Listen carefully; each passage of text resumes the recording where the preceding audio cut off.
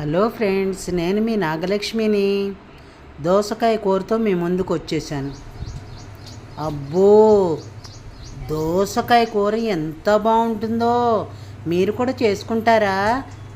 కూర నచ్చితే లైక్ చేయండి, కామెంట్ చేయండి, సబ్స్క్రైబ్ చేసుకోండి. దోసకాయ ముక్కల్ని ఈ రకంగా తరుక్కోవాలి. అంటే చిన్న ముక్కలు కాదండి, నిలువు చీలికల్లాగా చేసుకోండి.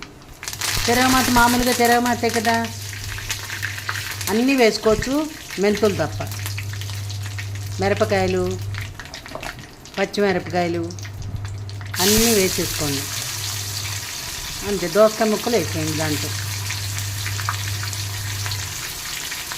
దోసకాయ ముక్కలు వేసి కలియబెట్టండి.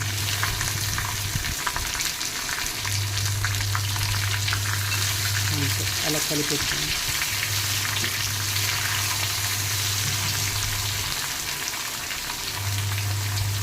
చాలా అద్భుతంగా ఉంటుందండి దోసకాయ కూర. చేసి చూడండి మీరు కూడా. ఇవాళ చేసుకునేటట్టుగా ఉండాలండి. ఏది చూసినా అలా చేసేసుకున్నారనుకోండి, అబ్బా, మీకు కూడా నోరు ఊరిపోతుంది. నాతో పాటు మీకు కూడా నోరు ఊరిపోతుంది. మా ఇంట్లో దోసకాయ కూర, మీ ఇంట్లో కూడా దోసకాయ కూర. ఈరోజు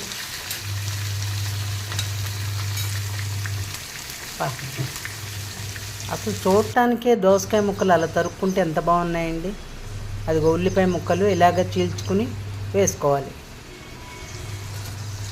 ఉల్లిపాయ ముక్కలు కూడా అందులో వేసేయండి.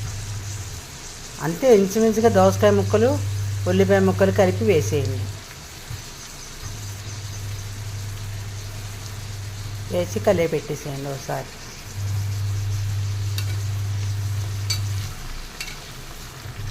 కలిపెట్టేసి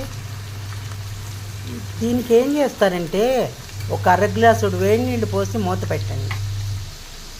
మగ్గుతాయి, బాగా మగ్గుతుంది. అంతే, మగ్గిపోయింది చూసారా. పసుపు వేసేసి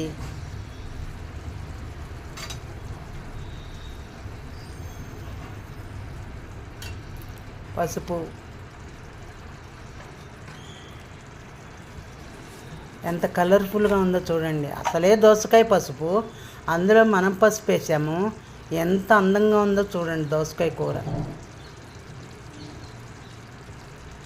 ఇప్పుడు రెడ్ కారం వేసాము, ఇంకా కలర్ఫుల్గా ఉంటుంది చూడండి.